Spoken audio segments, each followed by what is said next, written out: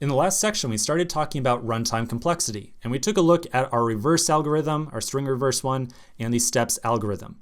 We had said that because the string reverse algorithm had to do one additional unit of work for each character that was added into the input, we would have a linear runtime because there was a one-to-one relationship between the amount of work we had to do and the input set.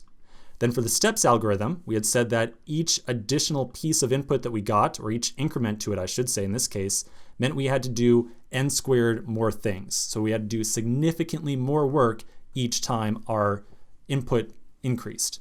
Now, one thing I want to make really clear here, because some of the nomenclature that I've used is not super obvious, notice how during our steps algorithm, when we were putting it together, we had that input, or the input argument was called n.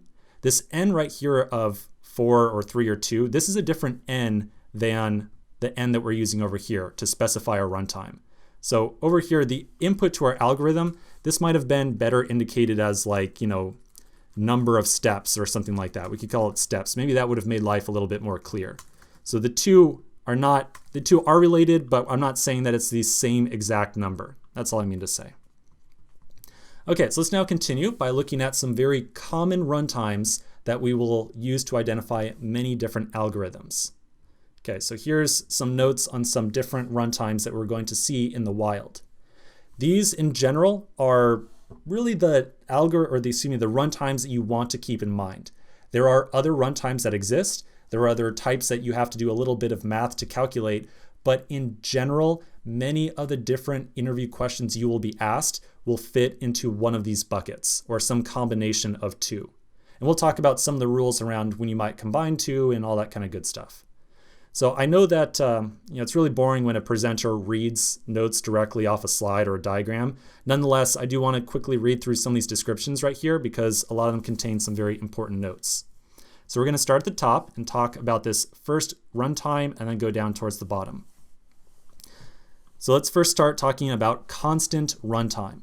Constant runtime means that no matter what our input set is, or no matter what input we give to the algorithm, it's always going to take the exact same amount of time to execute the algorithm.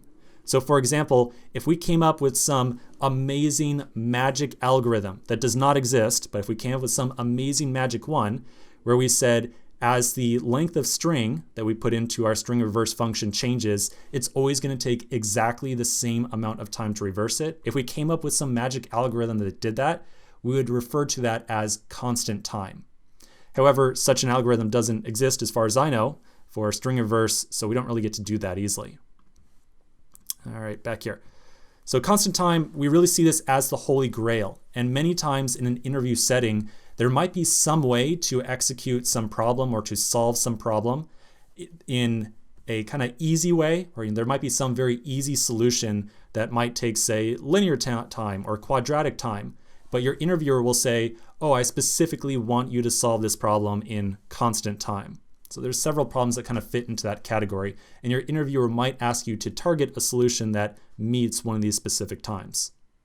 The next one is logarithmic time. So log right here stands for logarithm. It's like the math term taking the logarithm of a number. We will have a runtime of logarithm or logarithmic time if we double the number of elements that we are working with, or if we just increase them, but that doesn't exactly double the amount of work that we have to do. Logarithmic runtimes are most important whenever we start looking at any type of search algorithm. So searching through a sorted array of data, we can always assume that that might take an algorithm that runs with logarithmic time. And that's an important assumption, especially as we start to try to calculate the runtime of different algorithms. That's another note that we'll talk about in just a little bit as well. Linear time is one of the more common runtimes that you're going to see in a lot of interview questions, especially the more simple or straightforward ones. With linear runtime, you can easily identify this by seeing if you are iterating through some collection of data. So for example, in this course so far, every problem that we have had where we had to iterate through some string in some fashion, every single one of those has all been linear runtime. So in each of those, we had to iterate from 0 to some length of some collection, like an array length or a string length or whatever it was. And in each of those, we were probably working with linear runtime. Again, just like we were talking about with the reverse string function in the last video, anytime you have linear time, you are saying that if we add one element to our input set, it's going to take 1 unit of performance, or whatever you want to call it, 1 unit of more time to complete the algorithm. Now the next one, I had to look up the term, the technical vocabulary term for this one. I don't really like that name right there. Quasi-linear time, whatever you want to call that. Basically, n times log n. So this would be a runtime complexity that we would see if we start to increase our input set to our algorithm, but increasing that input set by 1 increase the amount of time it took to execute the algorithm by 1 plus a little bit. So 1 plus a little bit for every element we add to our input set. A very good example of this would be any type of, or I shouldn't say any type, but many different sorting algorithms that we might work with are usually going to be working with n times log n runtime.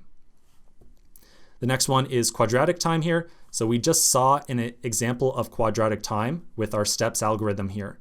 We had said that as soon as we started to increase or add one element to our input to the algorithm, it started to take dramatically more time to produce the result set.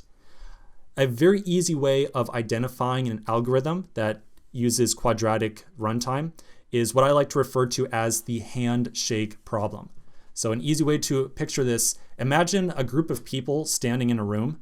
If you send some additional person into that room and you introduced that new person to everyone else and you had them like shake hands, that would be essentially an n squared complexity. So each additional element that we add to a given collection has to touch or somehow iterate over or somehow deal with every other element in the collection.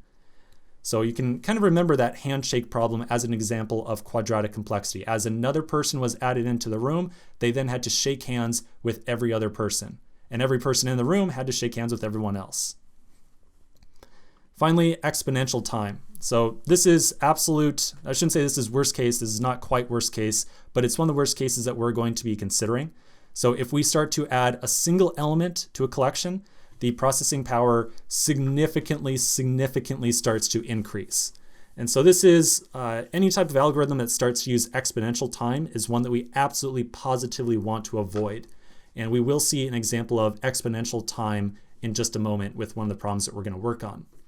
If you start to suggest an exponential time solution to a problem in an interview, that is a very big deal. That's a very bad deal, to clarify. Very bad thing. If we are able to identify an algorithm as requiring exponential time, we never want to propose it as a real solution to a problem in an interview. You definitely can, use it as a solution to get started, but very likely if your interviewer is proposing a problem or asking you a problem and you're thinking, oh, this will probably take exponential time to solve, chances are there's going to be a much better way of solving it. I can just about guarantee you.